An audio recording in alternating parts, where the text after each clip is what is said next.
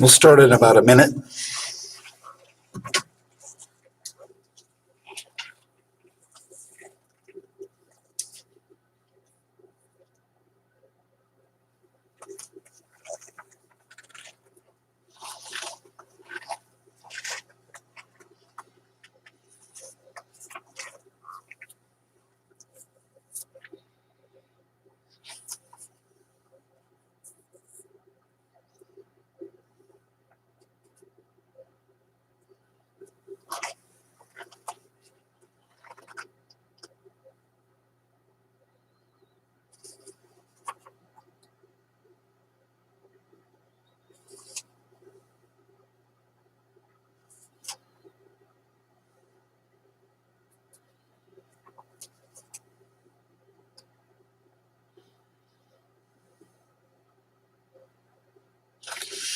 We'll continue in chapter 3 today. We still have a little bit more to do in section 3.3 on logarithmic functions. And we'll get into section 3.4. Probably by Wednesday, we'll be able to get into section 3.5 on solving exponential and logarithmic equations. And then section 3.6, that will be the last section of the semester. And that one is on creating models for exponential growth and exponential decay. If you want to work ahead, there is a playlist on YouTube that covers the Test 3 material. And the playlist is called Math 1143 Chapter 3 material, Test 3 material. Okay, we'll pick up from where we left off last time.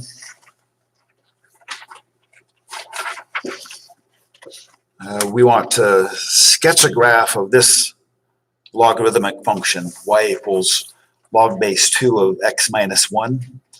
Remember that arguments of logarithms must be positive. So to find the domain, x minus 1 must be greater than 0. And so x must be greater than 1. That means the domain is all numbers greater than 1. In interval notation, that's parenthesis 1 comma infinity. So there's a vertical asymptote, and it's the line x equals 1. The vertical asymptote is the vertical line x equals 1. So let's find a bunch of ordered pairs, and then we'll plot the ordered pairs.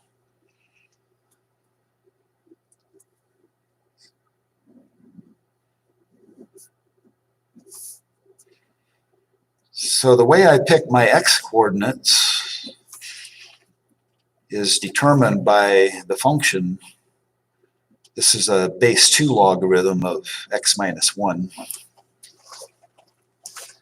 So whatever x value I pick, it has to be greater than 1. And since it's a base 2 logarithm, if I pick x to be 5/4, which is just 1 and 1/4, then the y-coordinate is log base 2 of 5/4 minus 1, which is log base 2 of 1/4. And log base 2 of 1/4 is equal to negative 2, because 2 raised to the exponent negative 2 equals 1/4. So on the graph, when x is 5/4, the y-coordinate is negative 2. My next strategic point for x, based upon the fact that the y-coordinates are determined by a base 2 logarithm, my next x value is 3/2. And then the y-coordinate is log base 2 of 3/2 minus 1. But 3/2 minus 1 is 1/2. And log base 2 of 1/2 equals negative 1, because 2 to the negative 1 equals 1/2. Okay, then I'm going to pick x to be 2. And the y-coordinate is log base 2 of 2 minus 1. But 2 minus 1 is 1, and log base 2 of 1 is 0, because 2 to the 0 is 1. Hey, then my next strategically chosen x-coordinate will be 3. And when x is 3, the y-coordinate is log base 2 of 3 minus 1, or log base 2 of 2, because 3 minus 1 is 2. And log base 2 of 2 is equal to 1, because 2 to the first power equals 2. And just one more point, one more x value.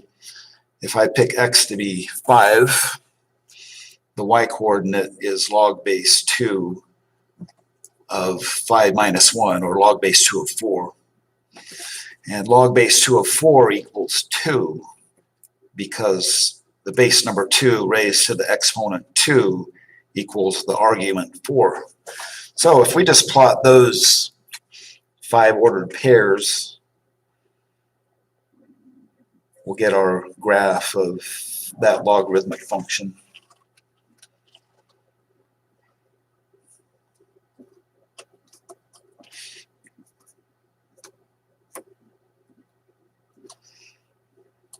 So our y values only range from, in these ordered pairs, they only range from -2 to +2. Okay, always remember for logarithmic functions, remember the vertical asymptote. In this case, it's x equals 1. Okay, so 5/4, 1 1/4, -2, that's this point. So I'll go ahead and label it 5/4, -2. The next ordered pair, 1 1/2, or 3/2, and the y-coordinate is -1. So here is 3/2, -1. When x is 2, the y-coordinate is 0. So this is our x-intercept, the ordered pair 2, 0. And then when x is 3, the y-coordinate is 1. So that ordered pair is 3, 1. And finally, when the x-coordinate is 5, the y-coordinate is 2.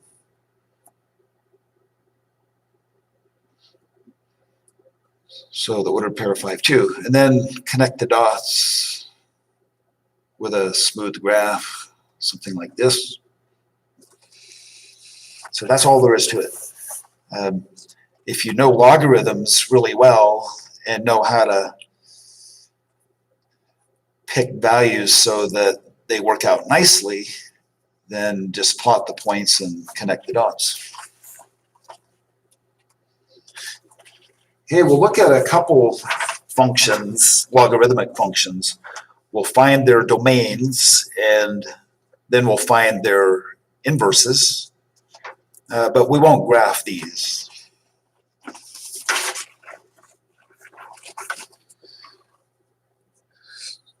So we need practice on finding domains of logarithmic functions. So this first one, f of x equals log base 5 of 2x plus 8. The argument is 2x plus 8. And arguments of logarithms must be positive. So we write 2x plus 8 is greater than 0. And then we just solve this inequality for x. Subtract 8 from both sides, we get 2x is greater than -4. Whoops, I'm one step ahead of myself. Sorry. Subtract 8, 2x is greater than -8, then divide by both sides by 2, and we get x is greater than -4. And in interval notation, that's parenthesis -4, comma, infinity. That's the domain.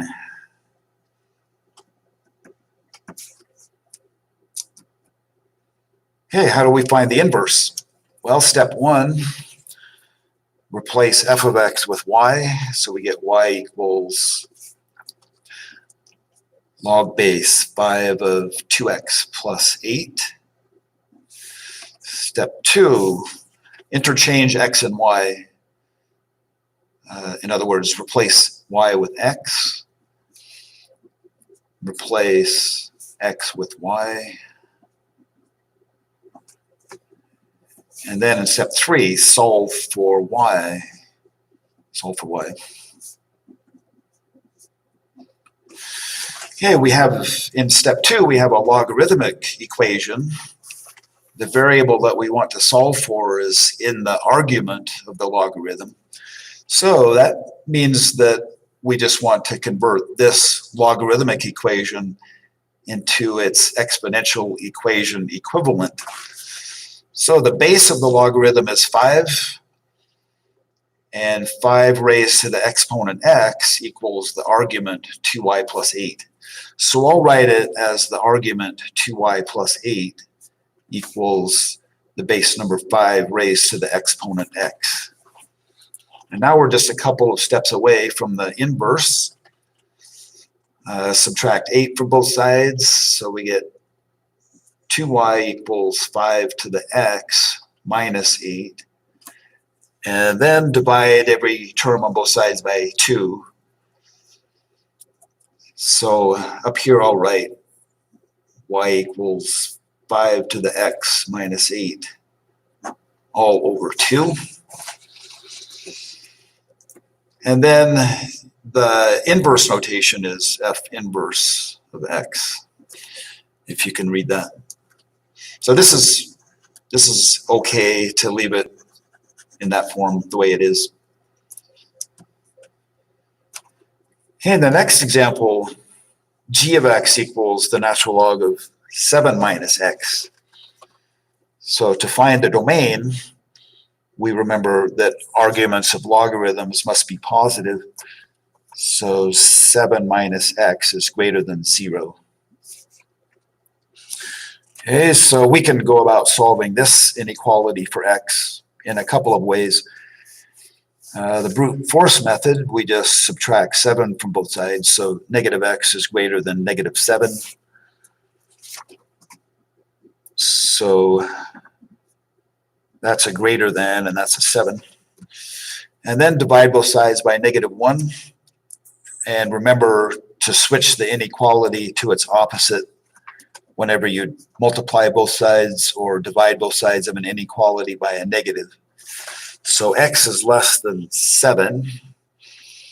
And so the domain in interval notation is negative infinity, comma 7 parenthesis. That's the domain. Okay, then to find the inverse, step 1, replace g of x with y. We get y equals the natural log of 7 minus x. Step 2, interchange x and y, so we get x equals the natural log of 7 minus y. And then in step 3, solve for y.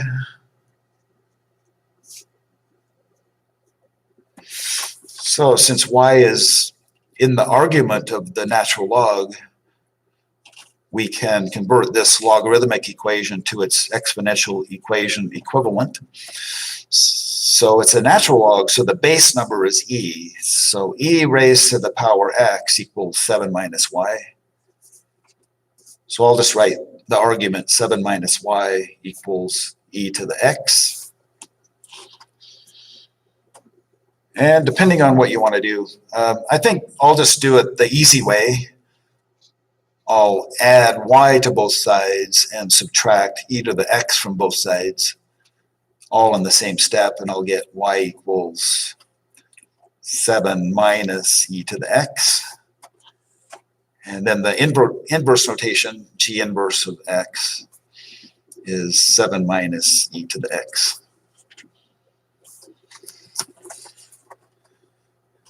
Okay, one thing to remember, the inverse of a logarithmic function is an exponential function, and vice versa. The inverse of an exponential function is a logarithmic function. Okay, finally in section 3.3 under objective 5, use logarithmic functions in applications. So this one, it says the value of an investment of $4,000 increases to $10,000 in 10 years. Find the annual interest rate R if interest is compounded continuously. So first, let's write down the function. The principal, that is when time t equals 0, the amount in the investment is $4,000. So we can say the investment amount, you can use any variable you want. I'm just using A for amount. The amount in the account is equal to 4,000 times e to the RT. We don't know what the value of R is yet, but T just represents the number of years. Okay, so we're told that when T is 10 years, the amount is $10,000. So we replace A with 10,000, set that equal to 4,000 times e to the R times 10, or e to the 10R. And now we want to solve this for R. So divide both sides by 4,000. 10,000 divided by 4,000 simplifies to 5/2 or 2.5. Either way is okay. So 5/2 equals e to the 10r. The variable r is in the exponent, and we want to solve for r. So we can solve for r doing one of two equivalent things. Since this is an exponential equation, we can convert it to its logarithmic equation equivalent, or we can just take the natural log of both sides. So the natural log of the left-hand side is the natural log of 5/2, and the natural log of e to the 10r. Well, see, the base of the logarithm is e, so e raised to what exponent is equal to e raised to the exponent 10r. So the answer is 10r. And then to solve for r, we just divide both sides by 10. So r is the natural log of 5/2 divided by 10. Okay, I mentioned the alternative. Replace this exponential equation with its logarithmic equation equivalent. Okay, so the exponent 10r is equal to the base e logarithm of 5/2. So the base e logarithm of 5/2. And then divide both sides by 10. So r is log base e of 5/2 divided by 10. But the base e logarithm gets its special notation.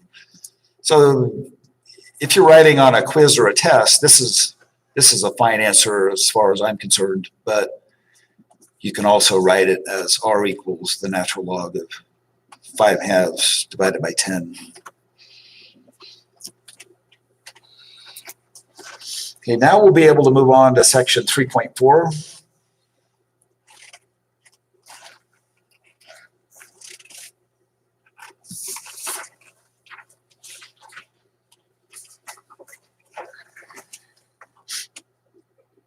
Okay, section 3.4, properties of logarithms is the title. And in objective 1, we will discuss how to apply the product, quotient, and power products of logarithms.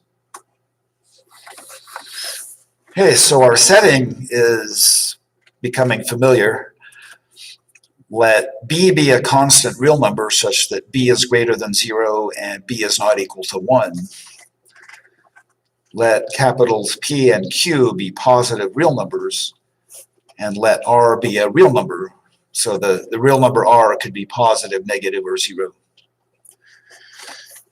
Okay, this first property is called the product property of logarithms.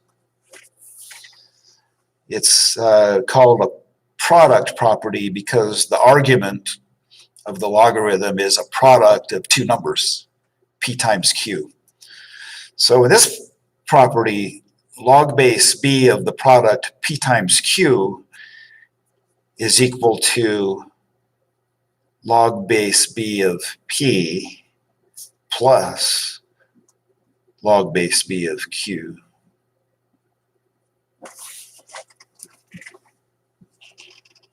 The reason we're adding two separate base b logarithms is related to one of the properties of exponents.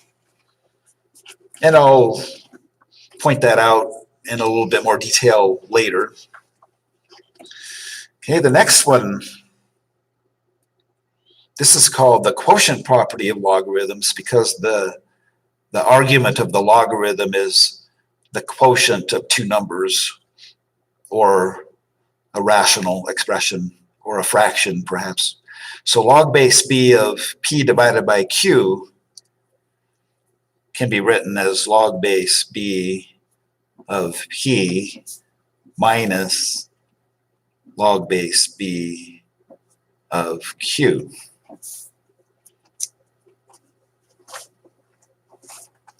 Okay, this is also related to the corresponding property of exponents, and I'll point this out in a little more detail later. Okay, property 3, the power property of logarithms. So log base B of P raised to the exponent R can be written as R times the base B logarithm of P. Okay, this is related to one of the properties of exponents. And then the fourth property here, this is just the definition of a logarithm.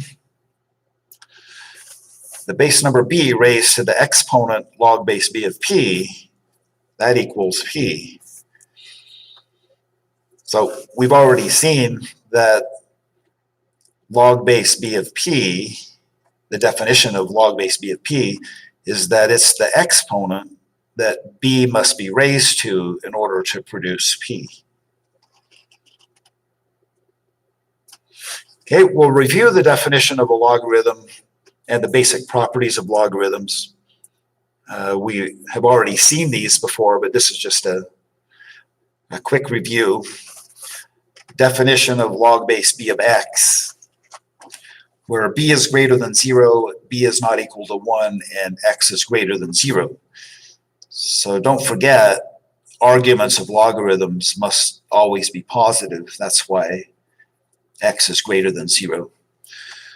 So log base b of x is the exponent that b is raised to in order to produce x.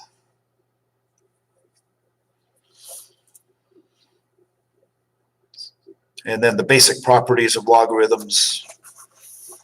Let b be greater than 0 such that b does not equal 1. And the following are basic properties. Log base b of 1 equals 0. The exponential equation equivalent to this one is b to the 0 equals 1. And log base b of b equals 1. The exponential equation equivalent to that is the base number b raised to the exponent 1 equals b. And log base b of b to the x equals x. Convert this to its exponential equation equivalent, the base number b raised to the power x equals the argument, which is b to the x. And then this one, this is just the definition of a logarithm. Again, log base b of x is the exponent that b must be raised to in order to produce x. This one is only true for x greater than 0 because x is the argument of log base b of x.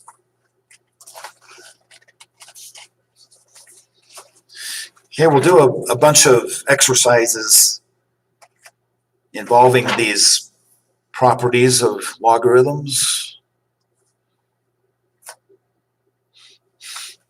So if you have these written down on paper, then we'll apply these properties in several examples.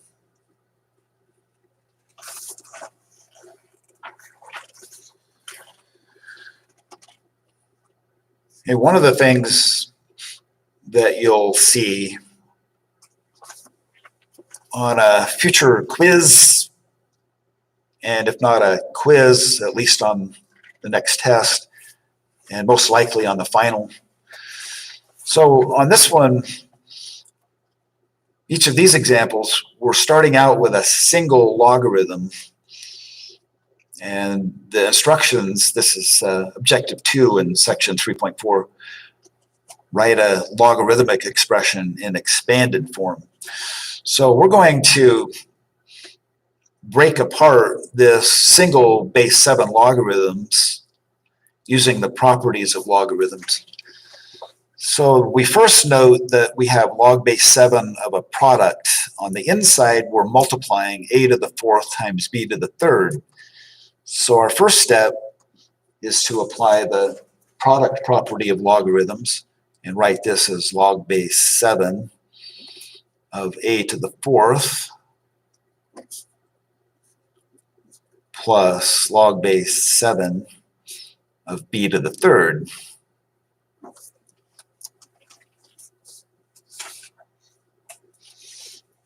Okay, this is just an application of the product property of logarithms. And we can break it apart a bit more. Notice that in each of those two arguments, we have, in this one, a to the 4th, and in the other one, we have b to the 3rd. So now we're going to apply that third property called the power property of logarithms. So log base 7 of a to the 4th is equivalent to 4 times log base 7 of a,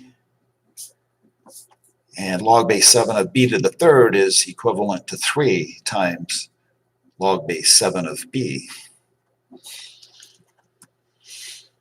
Okay, so that's as far as we can expand the original base 7 logarithm. Okay, the next one, this one is not too hard, but the point of this example is that whenever you have something in radical form, it can be converted to rational exponent form. So the base 3 logarithm of the square root of m can be written as the base 3 logarithm of m to the exponent 1/2. And then we can apply the power property of logarithms, property number 3. So in the argument, we have m to the 1/2. So the exponent 1/2 is moved to the position of the coefficient of the logarithm, the base 3 logarithm. Okay, so this is as far as we can break apart log base 3 of the square root of m.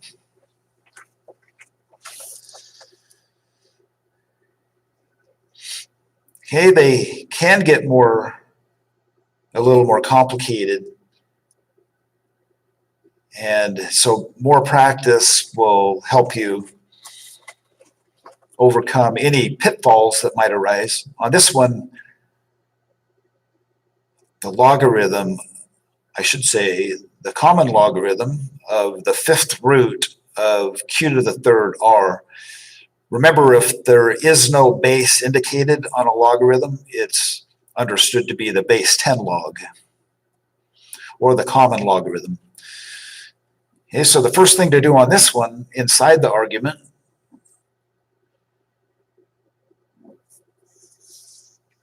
the argument is the 5th root of q to the 3rd r, so that means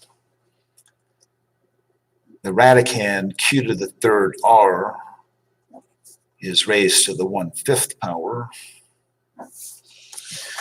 And from here, we can proceed in one of two ways.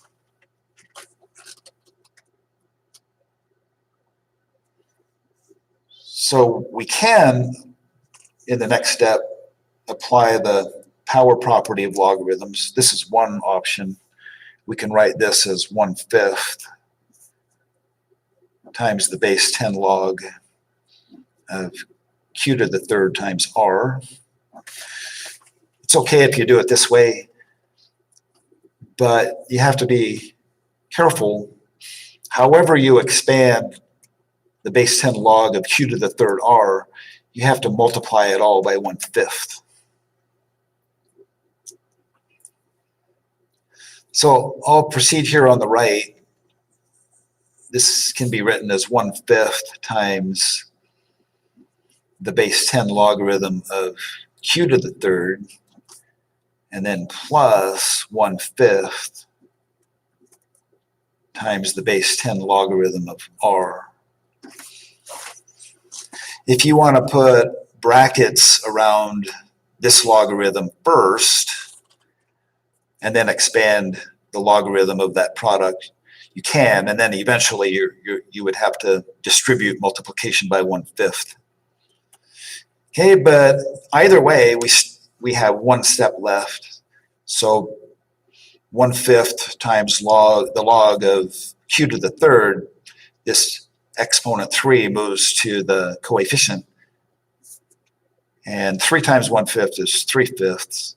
So 3/5 times the base 10 log of q plus 1/5 times the base 10 log of r.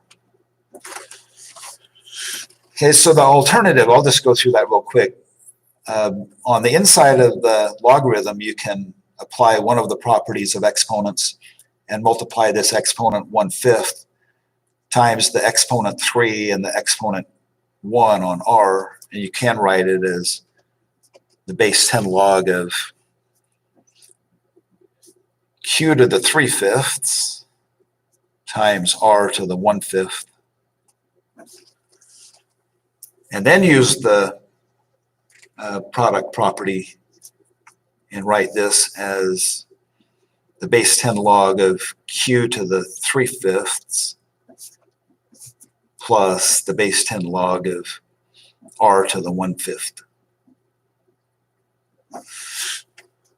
And it turns out that this is equal to this. It's just that the terms are, yeah, they're okay, but that's the final result on that one. In the next example, log base 4 of a quotient. So I think if we apply the quotient rule, I think that's actually the only thing that we can do in the first step. So we write this as log base 4 of the numerator, the argument's numerator, and then minus log base 4 of d to the 7th.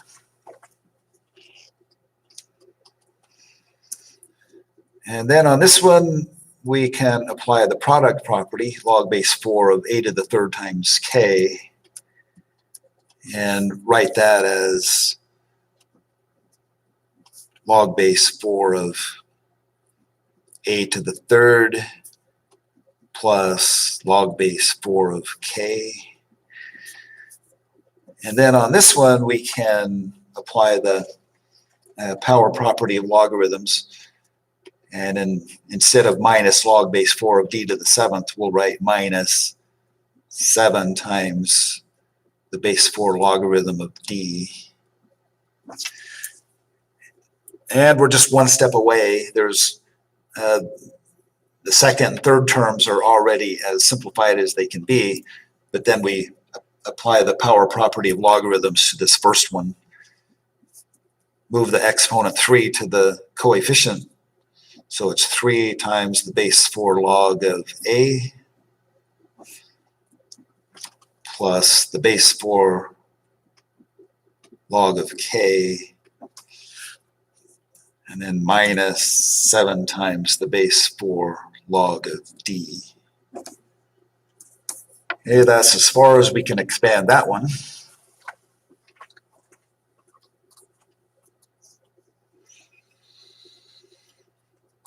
Okay, the next one, let's go ahead and do it.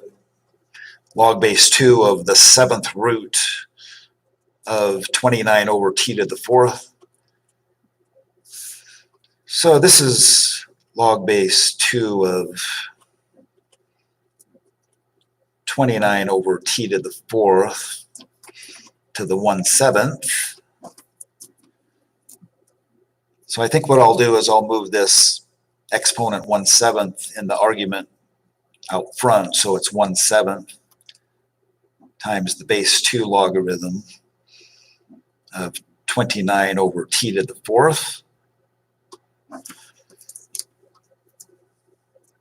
And then the way that I expand log base 2 of 29 over t to the 4th, that expansion must be multiplied by 1/7. So I'll get 1/7 times the base 2 log of 29, and then minus 1/7 times the base 2 logarithm of t to the 4th. And there's just one step. We have this exponent 4 inside the argument. So our final answer is 1/7 times the base 2 log of 29, and then minus 4/7 times the base 2 log of t. That's as far as we can expand that one. Okay, one more of this, the natural log of x to the 4th times x minus 2 to the 3rd, all divided by x plus 3 to the 5th. So on this one, I'll just write a sum of two logarithms that come from the product in the numerator, and then subtract the logarithm that corresponds to the one in the denominator. So this can be written as the natural log of x to the 4th plus the natural log of x minus 2 quantity to the 3rd, and then minus the natural log of x plus 5 to the, x plus 3 to the 5th.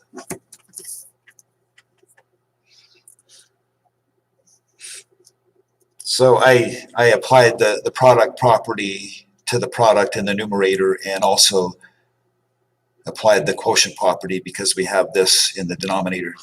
And then the next step is the final step, the natural log of x to the 4th, using the power property of logarithms. This is 4 times the natural log of x. And then on this one, the exponent 3 moves to the coefficient, so it's plus 3 times the natural log of x minus 2. And then finally, the exponent 5 comes out front, so it's minus 5 times the natural log of x plus 3. Okay, we have a few examples where we'll do the opposite. We'll start with something that's expanded, and we'll compress it into a single logarithm.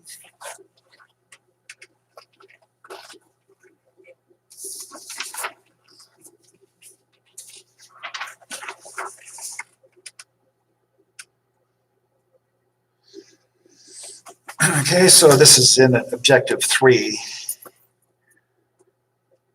in section 3.4. Write a logarithmic expression as a single logarithm. Well, we just apply the properties of logarithms again. So we can just work from left to right. Log base 5 of 35 plus log base 5 of 4 minus log base 5 of 70.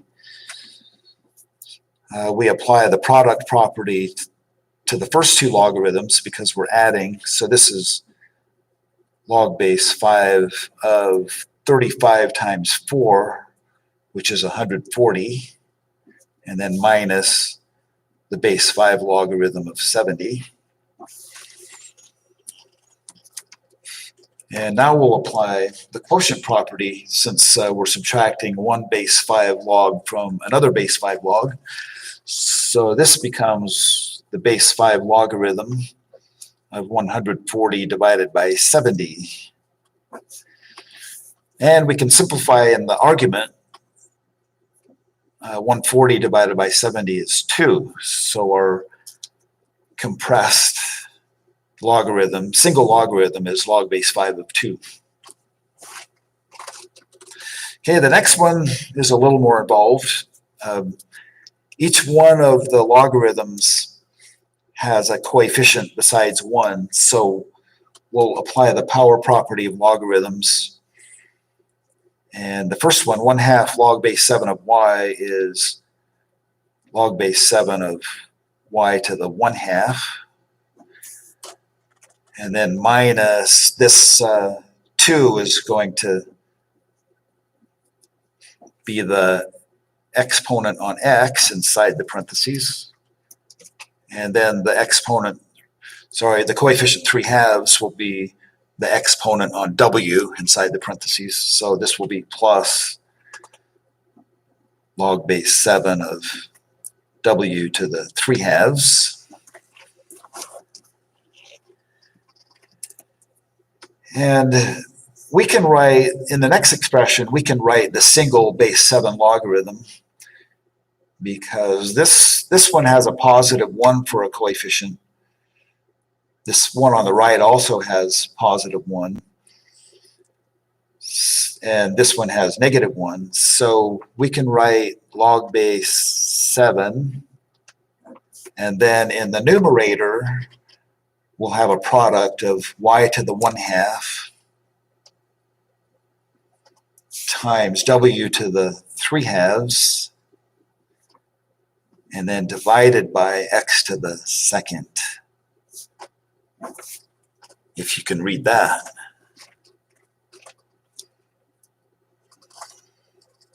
Okay, one more example. 1/5 times the natural log of t plus the natural log of t to the 2nd minus 16 minus the natural log of t minus 4. So we can apply two properties at once.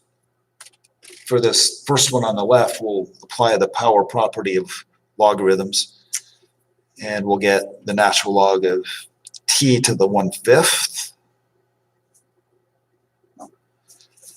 And then we're adding that.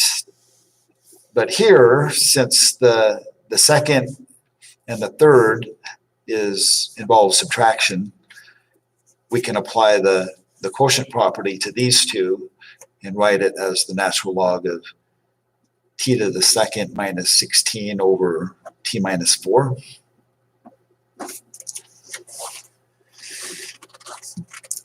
Notice, well, I'll go ahead and write it. We'll go ahead and apply the product properties and write this as the natural log in the numerator, t to the 1/5 times t to the 2nd minus 16. But I'm going to write t to the 2nd minus 16 in factored form. One factor is t minus 4 and the other one is t plus 4. The reason that I'm writing it in factored form is because the denominator has a common factor of t minus 4. So those cancel each other out, and we're just left with the natural log of t to the 1/5 times the binomial t plus 4.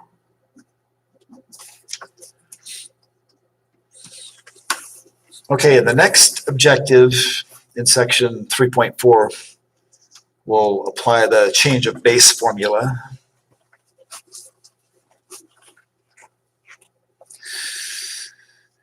Okay, so we'll let a and b be positive real numbers such that a is not equal to 1 and b is not equal to 1. Then for any positive real number x, log base b of x is equal to log base a of x divided by log base a of b. This is called the change of base formula. One nice reason to have the change of base formula, or to be able to use it, is if you have a logarithm whose base is different from what your calculator will compute, you can convert it to either a base 10 logarithm or a base e logarithm, the natural logarithm. Okay, so we're going to do a little proof. Log base b of x, as long as x is positive, well, it's defined. So log base b of x is equal to something. So let's say that it's equal to m. And then if I convert this logarithmic equation into its exponential equation equivalent, I can write b to the m equals x. B to the m equals x.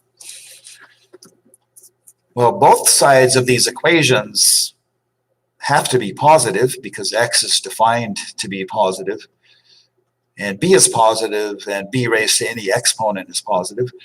So they qualify as arguments for the base a logarithm. So I can compute the base a logarithm of both sides. So the base a logarithm of b to the m equals the base a logarithm of x. Then on the left-hand side, I'm going to apply the power property of logarithms.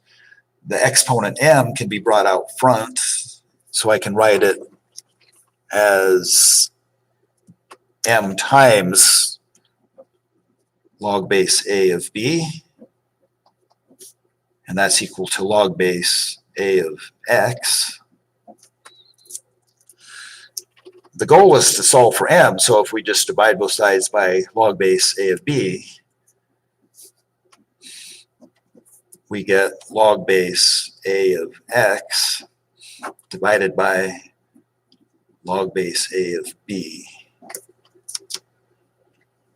Okay, and since m is equal to log base b of x, then we can say that log base a of x divided by log base a of b is equal to